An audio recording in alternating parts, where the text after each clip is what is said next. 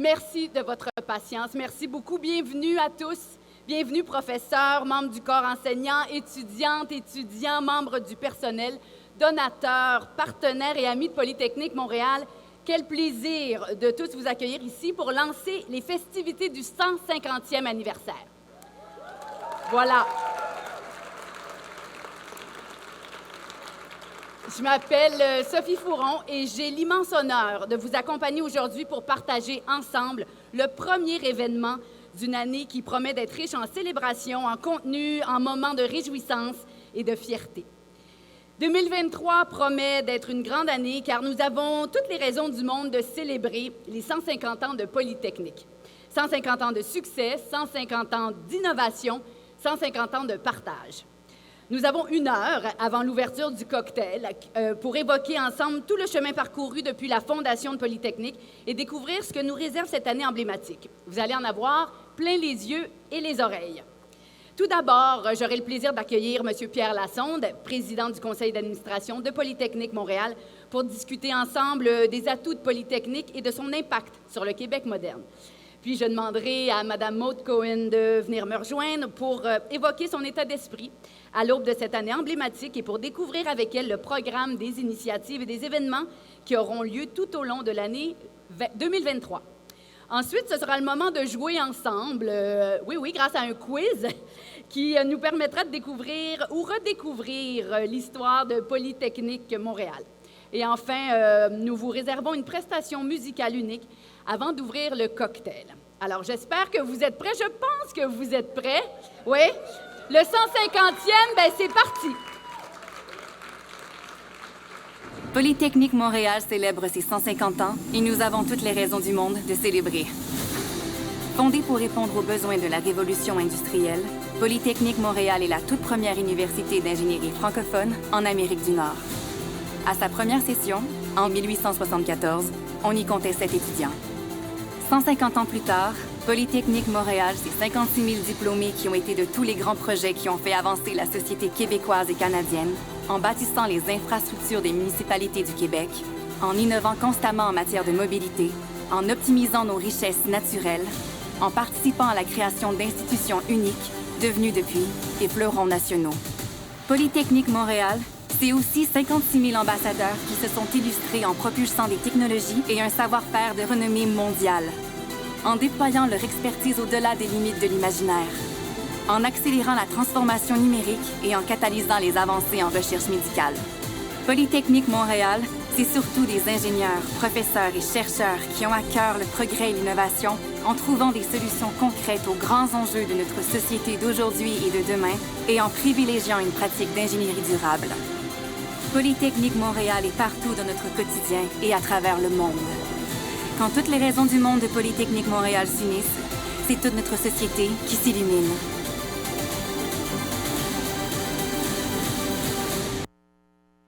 Oh!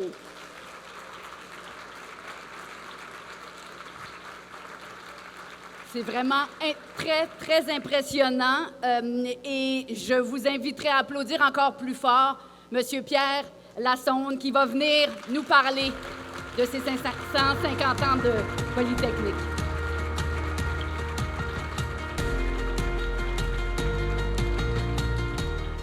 Monsieur Pierre Lassonde, bonjour.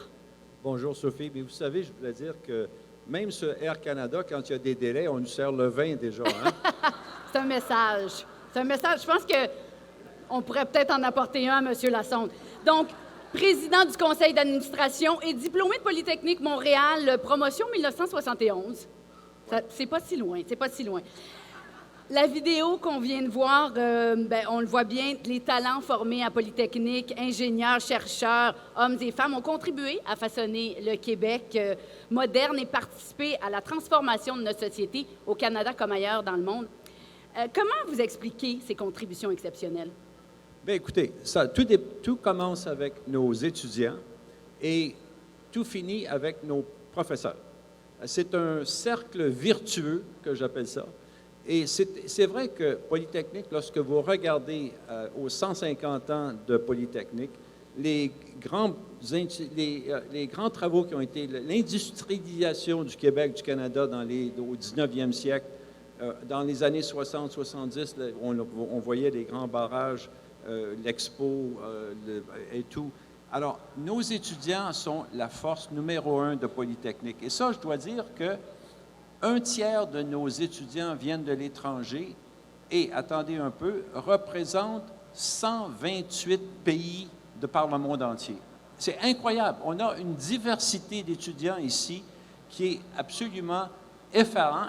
Je ne pense pas qu'il y ait d'autres universités au Canada et même aux États-Unis qui aient une diversité aussi nombreuse que celle-ci. Qui attire autant qui d'étudiants attire autant d'étrangers. d'étudiants de par le monde entier. Et ça, c'est évidemment à cause de la qualité de nos professeurs, la qualité de la recherche que nous faisons ici, plus d'une centaine de millions de dollars par année en recherche, plus de 60 unités de recherche à Polytechnique, avec des sommités. Alors tout ça, c'est le cercle vertueux qui fait que Poly est aujourd'hui, en fait, une institution reconnue mondialement. Cercle virtueux, on aime ça. C'est mieux que virtuel, probablement. Hein? J'aime ça. Avec votre parcours impressionnant d'entrepreneur, vous voulez insuffler, je pense, un esprit entrepreneurial aux étudiants de Polytechnique. Pouvez-vous nous en dire un peu plus sur cette vision? Bien, écoutez, aujourd'hui, on voit le morcellement de l'information, on voit le morcellement de notre société. Et ça donne en fait une occasion extraordinaire aux entrepreneurs de faire leur chemin parce que tout devient beaucoup plus facile d'accès et la qualité de l'information qu'ils ont est absolument extraordinaire. Et aussi la diversité, parce qu'il faut bien penser aujourd'hui que, en fait, l'ingénieur d'aujourd'hui est le même qu'il était dans le temps. Quand j'ai gradué, on disait « le génie mène à tout ». Bien, il mène à tout encore aujourd'hui. C'est encore vrai aujourd'hui. Ça n'a pas changé du tout. Et ça parce qu'on donne une formation qui est en fait une formation latérale. On essaie de donner à nos ingénieurs qui vont contribuer à notre société leur potentiel maximum, quoi. Mm. Je voudrais maintenant parler avec vous du rôle de la philanthropie. Alors, peut-être qu'on ne l'apprendra pas à tout le monde ici, mais bon, peut-être qu'il y en a qui ne sont pas au courant. Vous êtes vous-même un mécène reconnu dans les domaines des arts et de l'éducation. À Polytechnique, tout le monde connaît les pavillons, la Sonde. Vous avez aussi permis la création de l'Institut La Sonde, oui, et contribué, entre autres, au financement d'un doctorat en entrepreneuriat.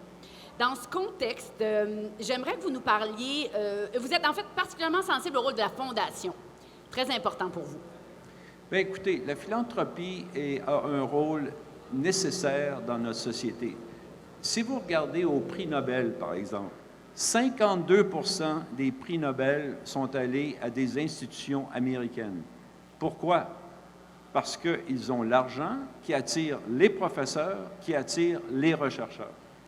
Alors, si on veut doter Polytechnique d'un prix Nobel dans le futur, et j'espère que nous allons en avoir un à un moment donné, bien, c'est important qu'on ait une philanthropie qui vient de nos gradués, parce que la première philanthropie, ça commence chez nous. Il faut que ce soit nos gradués qui ont réussi dans la vie, qui reviennent, qui redonnent à Polytechnique et qui permet à Polytechnique de se doter de chercheurs de première qualité, de grande qualité, de leur donner les labos qu'ils ont besoin, de donner les étudiants qu'ils ont besoin, qui attirent les meilleurs étudiants de par le monde entier. On sait déjà, 128 pays. Alors, si on est capable d'attirer des étudiants de tous ces pays-là, c'est ce qui fait que la philanthropie, elle est nécessaire et on va aller vous voir tous et chacun parce que pour le 150e anniversaire, on veut faire quelque chose d'extraordinaire. Oui.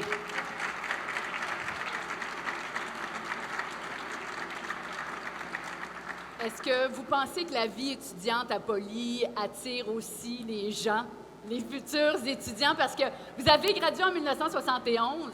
Je ne sais pas, il paraît qu'à l'époque, ça se passe...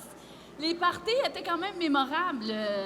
Oui, il y a bien des choses qu'on faisait à l'époque que vous ne voulez plus faire aujourd'hui. Je me souviens du rallye des tavernes, par exemple.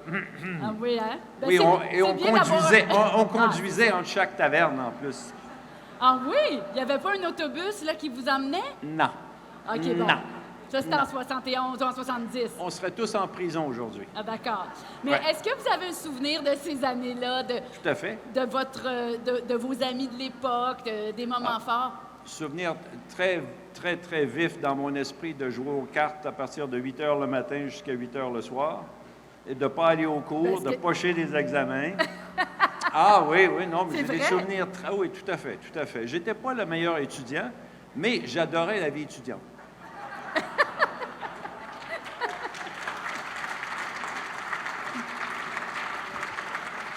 Je pense qu'il y a Et- beaucoup d'étudiants qui vont aimer ça. Ils vont reprendre vos mots. J'ai pris devant parce que c'est comme ça que je suis devenu président de l'association étudiante, président de la classe finissante, et puis j'étais l'organisateur de tous les parties. Ah oui, hein? Oui, ça, j'étais très bon à ça.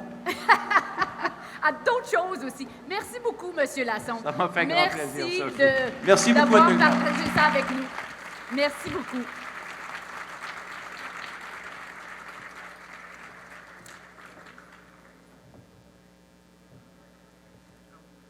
Ah. D'accord. Merci. Merci encore. Toute la communauté de Polytechnique Montréal est très, très fière et heureuse de vous avoir à leur côté. Je vous invite maintenant à retrouver donc votre place, oui, et on va regarder ensemble le lancement de la vidéo institutionnelle. On y va. Un jour, sans prévenir, des questions commencent à surgir. Et c'est là que, soudainement, on la ressent. L'envie de se plonger corps et âme pour créer l'infiniment inimaginé. Alors on gagne un lieu lumineux, où le savoir se hisse plus haut, où les limites sont repoussées, l'excellence surpassée. Un lieu qui invite le feu sacré de tous ces visionnaires à s'éclater, s'emporter, s'enflammer pour éclairer nos existences à grands coups d'innovation et de victoire collective. Un lieu fort où tout se pense, tout se fait, tout se peut et tout s'explique par un seul nom, un fleuron, un flambeau 1000 fois relayé qui illumine notre monde, qui illumine le monde depuis maintenant 150 ans. Polytechnique Montréal.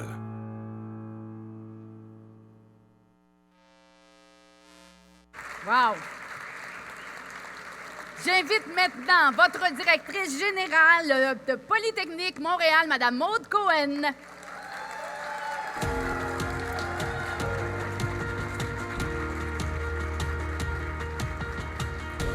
C'est quelque chose, hein? Ah, micro. Est-ce que c'est le même micro que M. Lassonde? Oui, c'est bon. Il paraît que c'est bon. Ah. C'est bon. Ah! Alors, oui, c'est vrai que... C'est émouvant de regarder ça, j'imagine, pour vous. Oui, puis la dernière fois que je l'ai vu, c'était sur un petit écran, mais je dois admettre que j'ai eu une petite larme, là, en voyant ça sur un grand écran comme ça. C'est vraiment un travail extraordinaire. Je suis remplie d'émotions, d'autant plus que je vous vois tous dans la salle extraordinairement engagés envers cet événement-là. Merci d'être là.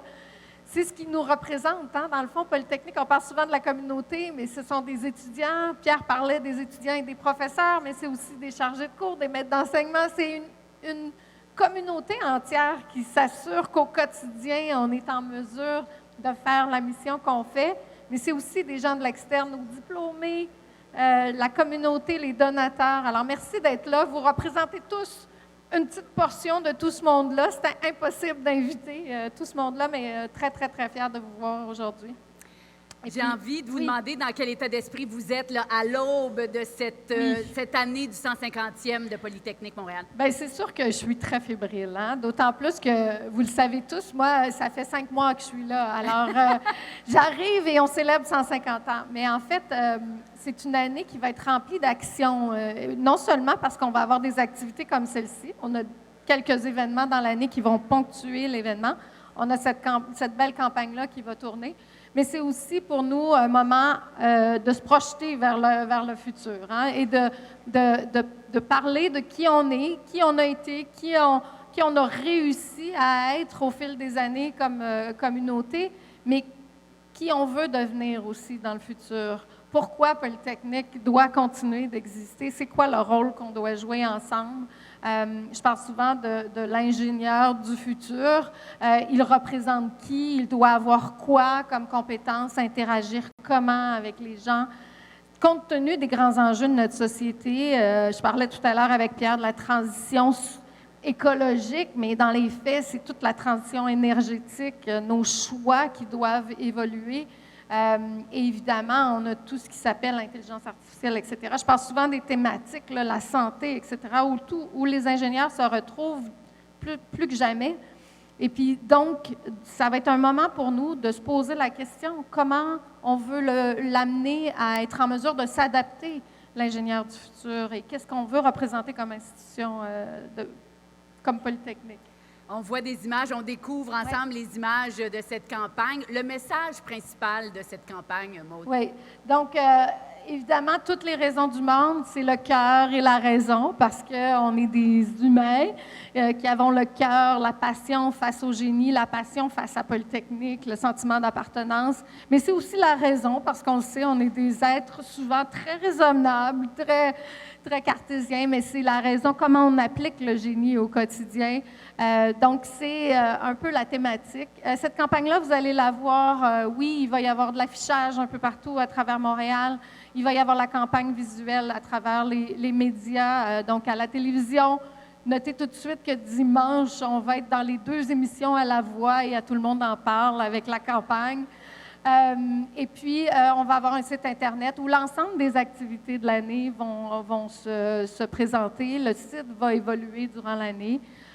Et il y a une série d'activités. Donc, on parle d'aujourd'hui, on parle du 20 novembre, évidemment, parce que c'est la date d'anniversaire. Mais entre-temps, il va y avoir des activités, notamment en avril, on va avoir le fameux dîner des amis de Polytechnique organisé par la Fondation et Alumni, qui est un événement qui va être vraiment aux couleurs du 150e. Le 15 mai, c'est aussi une date importante. C'est la journée où on veut qu'il y ait une grande portion de notre communauté qui réfléchisse à l'ingénieur de demain ensemble. Et au cours de l'année, on va rajouter des activités. Et toutes nos activités traditionnelles, comme la collation des grades, vont être ponctuées vraiment aux couleurs du 150e. Bref, beaucoup d'actions. Beaucoup d'actions pour votre année d'embauche. Ouais. Ça va être formidable. Mais Bravo. j'ai beaucoup d'ambition pour Polytechnique. Je pense qu'on peut faire encore plus grand que ce qu'on a vu jusqu'à présent. On a un rôle fondamental à jouer, je pense, dans les grands enjeux. Et puis, j'ai une grande confiance aussi en notre communauté pour être capable de le faire. Tout à fait. Et voilà. Vous avez de quoi être fier, vraiment. Oui. Magnifique. Ben oui. J'ai vu en arrivant une installation multimédia et le livre d'art électronique. J'aimerais qu'on en parle. De quoi s'agit-il? Donc, vous le savez, ce corridor-là qui mène entre les 2 bâtiments, c'est un corridor qui est souvent considéré comme pratique, utile, hein, parce qu'on y passe. Puis beaucoup nous disent que ça serait bien de l'améliorer. Alors, l'équipe organisatrice de l'événement a eu l'idée de meubler ce corridor-là avec des images qui vont représenter le génie. C'est une artiste qui a développé ça. Ça va être là tout au long de l'année jusqu'au 20 novembre. Vous avez aussi un livre d'art que tout le monde peut signer. Ne vous en faites pas, les messages ne s'afficheront pas. Soyez gentils envers Polytechnique et polis dans vos messages. Mais ça reste quand même. Mais hein? ça reste. Ouais, ça va être un souvenir. Alors, rappelez-vous que ça va être un souvenir pour les prochaines années, pour les 150 prochaines années. Mais c'est vraiment l'occasion pour vous de laisser votre marque, je pense aussi, à travers ce livre d'art-là. Donc, allez-y ce soir avant de quitter, ceux qui sont de l'externe, puis allez-y tout au long de l'année, ceux qui viennent de Polytechnique. Formidable. Oui. D'autres remerciements? Oui, un petit moment quand même. J'avais demandé à Sophie de me rappeler de ne pas oublier ça. Je veux remercier l'ensemble des équipes qui ont travaillé sur tout ce que vous allez voir durant l'année. Merci aux étudiants parce qu'on y tenait. Il fallait les impliquer dans l'ensemble de nos activités. Ils ont participé avec le comité organisateur, mais ils ont participé aussi à l'organisation de cette journée-là. Alors, merci à tous. C'est très, très apprécié. Puis merci, Sophie. Merci, Maude. Merci infiniment. Bonne journée. Merci.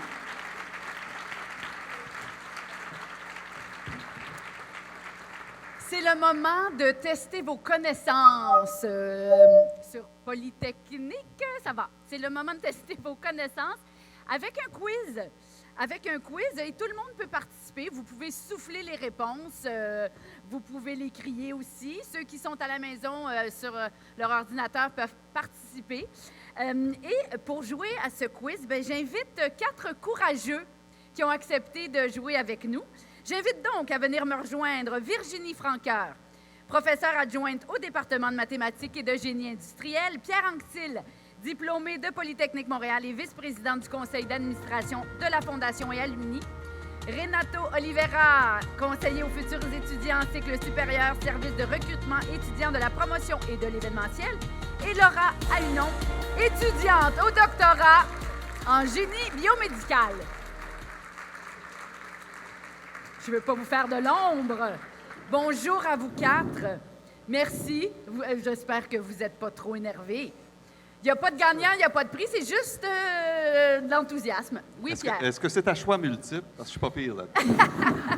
Est-ce que nos micros fonctionnent? Est-ce que vos micros fonctionnent tous? Oui. Oui. Bon. Renato, Laura, oui? Oui. Mon Dieu, c'est merveilleux! Bienvenue à cet épisode d'Ingénieur en herbe.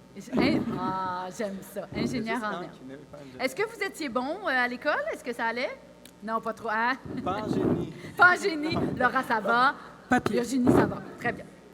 Donc, merci beaucoup. Je dois dire qu'ils n'ont aucune idée des questions que je vais poser. On part tous sur la même ligne de départ.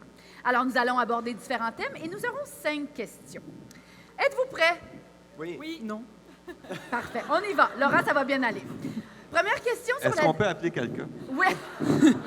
Phone a Il y avait friend. toujours quelqu'un qui m'aidait quand j'étais à Poly. C'est ça, un collègue qui soufflait les réponses.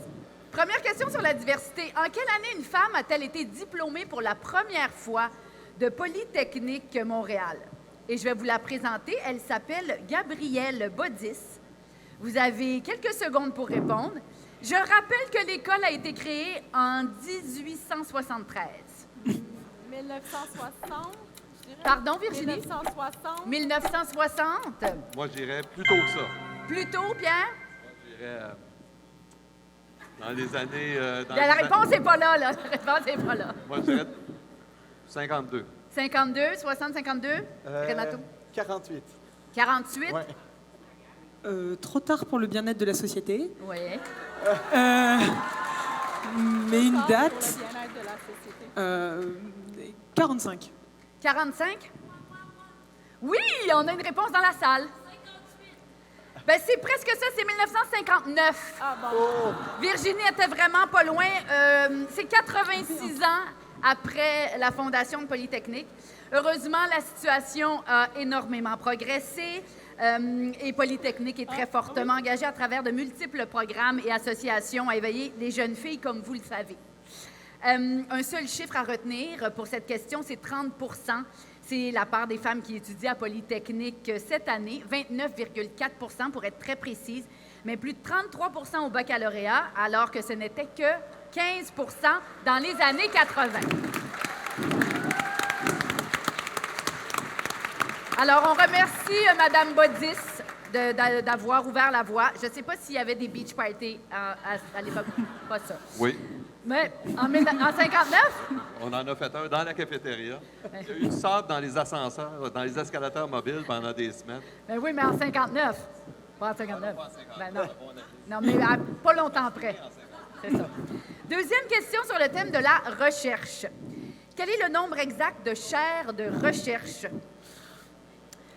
à Polytechnique Montréal? C'est plus que vous pensez.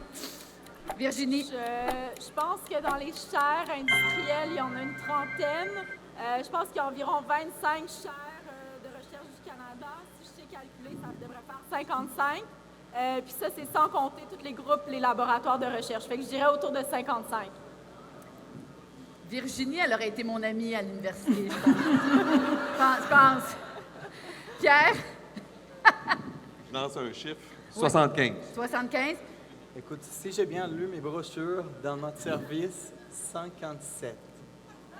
Je pense. Laura?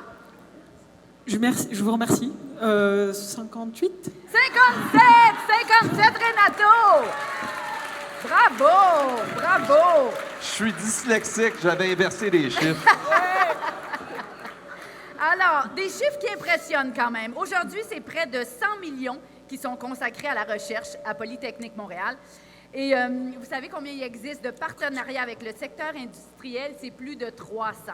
C'est vraiment énorme, qui viennent aussi bien du Canada que du monde entier.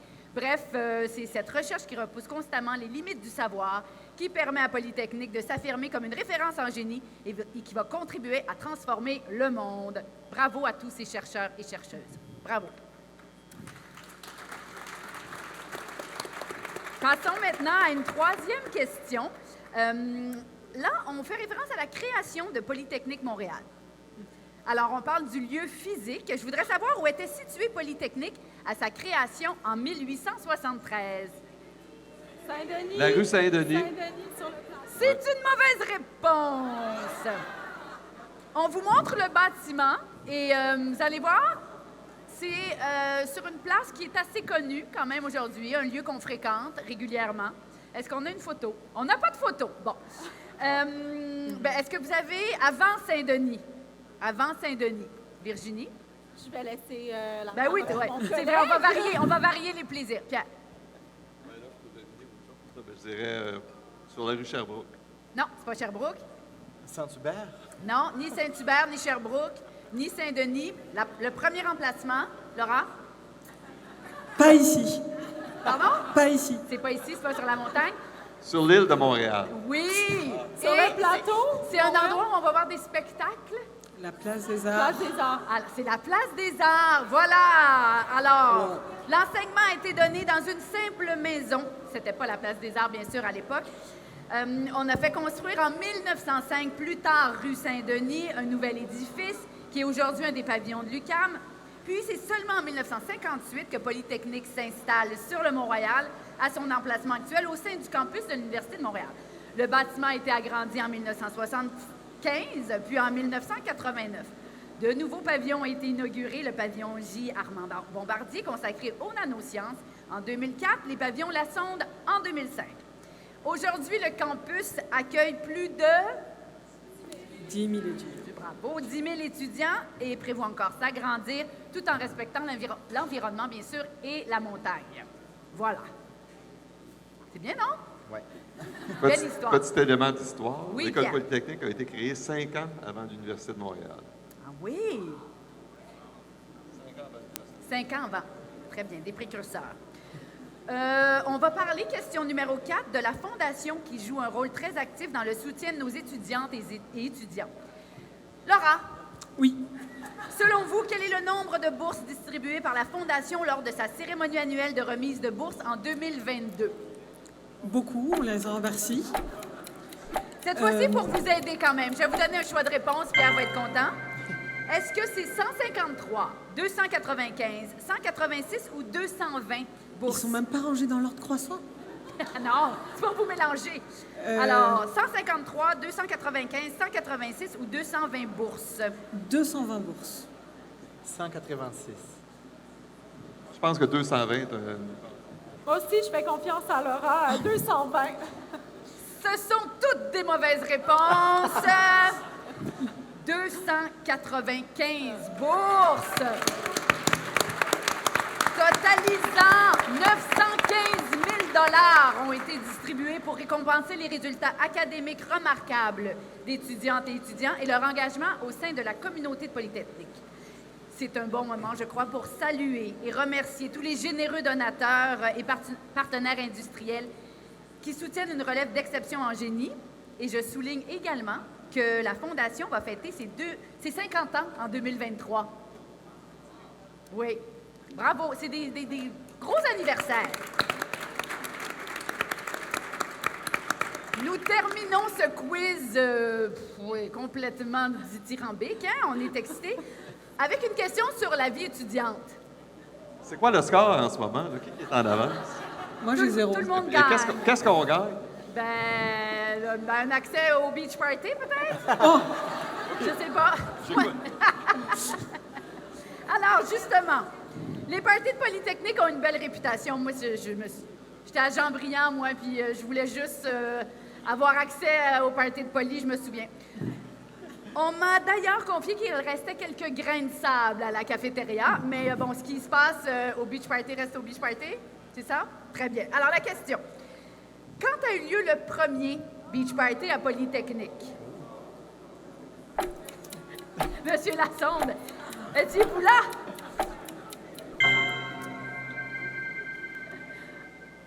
« 79-80. 79-80, Pierre, il y a de la déception. Non, c'est un pot 71, nous a-t-il dit. Et il a vécu un beach party. Pas 71, pas aussi tard que 79-80, Virginie? 56. La bonne réponse. 50. Non, non. Il l'appelait pas comme ça, je pense, à l'époque. La bonne réponse, c'est Virginie qui l'a, c'est 1972. Oh! On vient de fêter les 50 ans aussi du Beach Party. C'est comme une célébration importante aussi, je crois. J'ai l'impression que la première fois qu'on a fait venir des camions de sable, Oui. c'est en 79-80. Fait qu'il y avait un beach party avant, mais la fois qu'on a fait venir des camions de sable, c'est en 79-80, je suis pas mal sûr. Il n'y avait pas de Fait que sable. c'est un beach Il party n'y avait sans pas de sable. sable avant. Non, mais c'est parce que. C'est ça. Ils nous ont fait rentrer par la fenêtre de la cafétéria. Puis là, ça avait foutu le bordel. On n'entend pas bien, Pierre. Oui, j'ai dit, on avait fait venir des camions de sable. On les a fait rentrer par la fenêtre de la cafétéria. C'était... C'est ça. Il reste encore des grains de sable, c'est ça que je dis, de toutes ces éditions. On peut faire un quiz juste sur le beach party. On Beach peut- party, hein? C'est comme on est parti pour Avec ça. des photos à l'appui. Ouais. DJ, peut-être? Non? C'est l'année d'après, hein? Vous avez gradué en 71, mais il y avait des parties, mais ça s'appelait pas le Beach Party, j'imagine. C'était pas des jeux de cartes tout le temps que vous faisiez.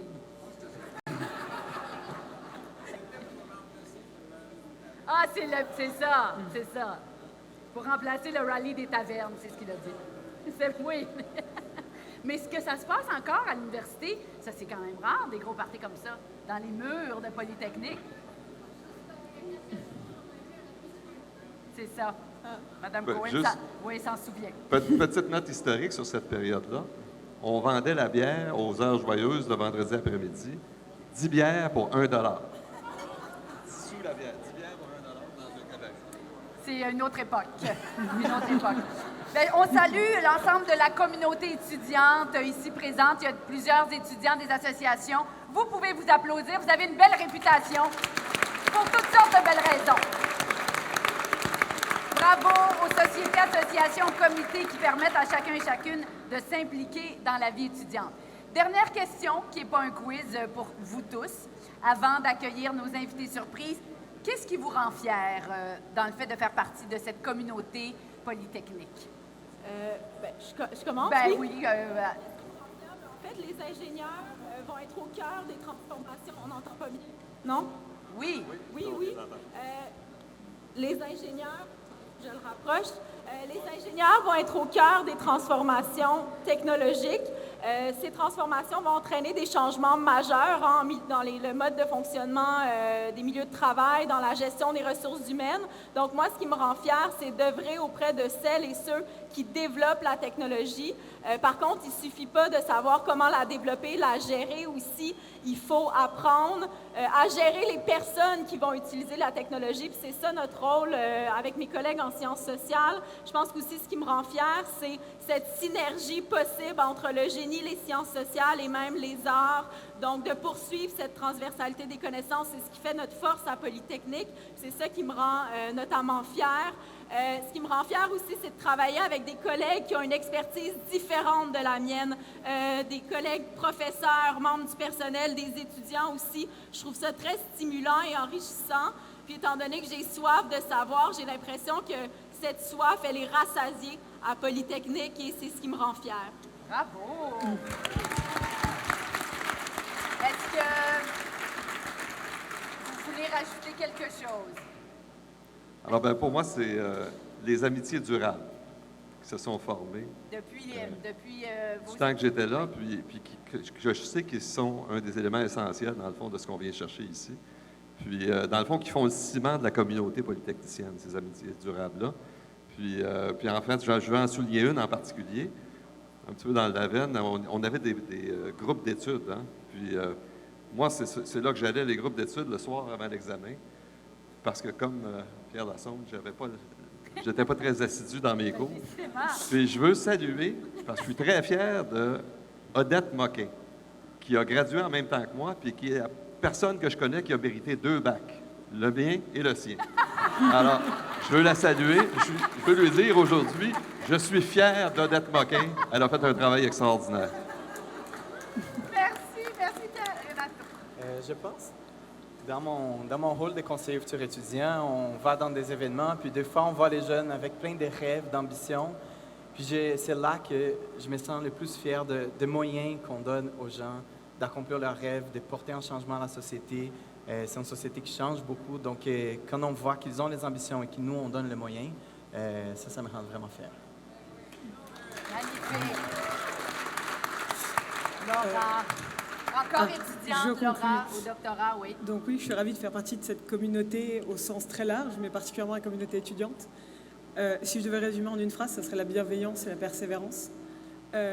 Qu'est-ce qu'il y a derrière tout ça? C'est que je côtoie au quotidien des étudiants, des sportifs, sportives, artistes qui brillent dans leur domaine, des gens qui ont des idées formidables au premier cycle, au cycle supérieur, qu'ils concrétisent à travers des projets entrepreneuriaux, des parcours complets, des gens qui s'impliquent auprès de leurs associations, auprès de leurs comités pour faire vivre des belles choses, des beach parties qui visiblement marquent le monde.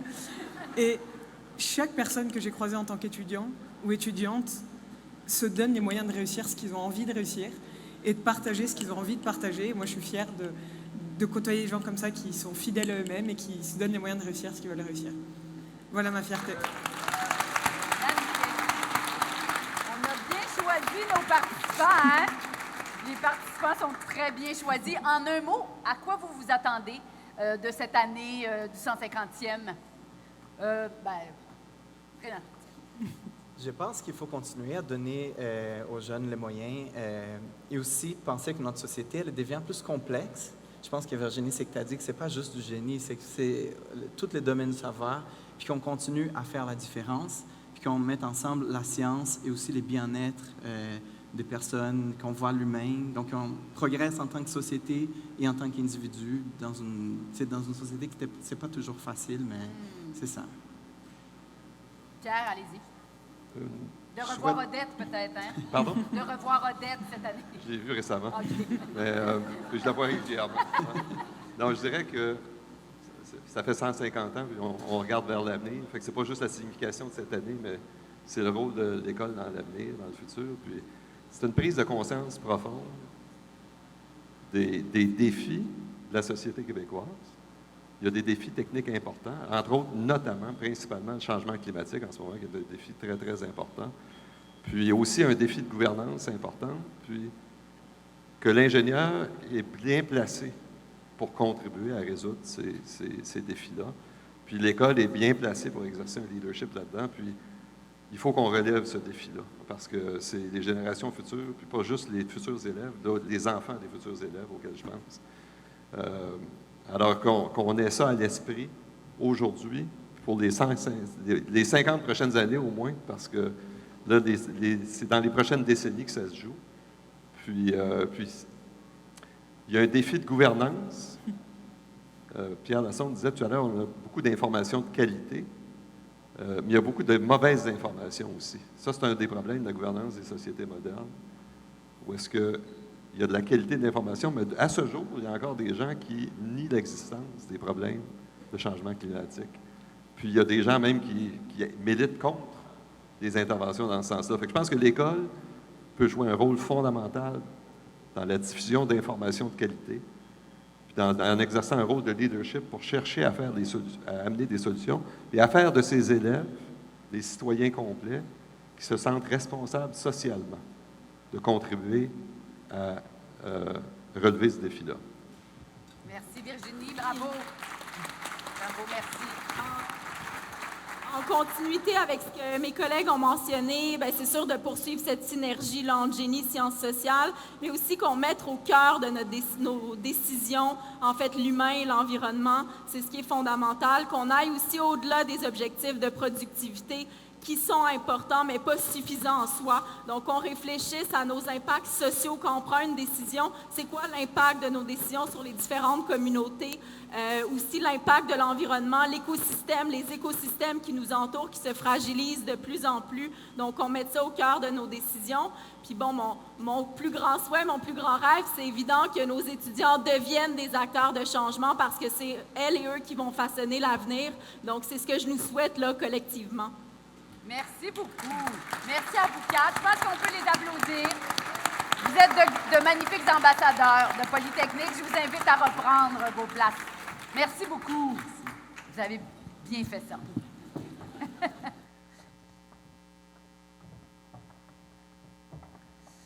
Pour les plus curieux, ceux qui veulent en savoir plus, mon Dieu, il y a le déménagement, je vous invite à consulter la ligne du temps que vous pouvez découvrir sur le site web du 150e et à lire la prochaine édition de Plan, la revue de l'Ordre des ingénieurs que vous connaissez tous très bien, qui consacre un article à l'histoire de Polytechnique. Merci d'avoir été avec nous pour lancer les célébrations du 150e anniversaire de Polytechnique Montréal. Monsieur Lassonde, Madame Cohen, tous nos courageux participants au quiz, merci, un immense merci pour vos interventions. Gardez les yeux ouverts tous. Dès demain, la campagne publicitaire sera présente dans les médias. Je vous invite aussi à visiter le site web du 150e, à découvrir l'animation multimédia dans le tunnel et à laisser votre message, votre gentil message, dans le livre d'or. Merci à tous ceux présents ici et sur nos réseaux sociaux. Bonne fin de soirée à vous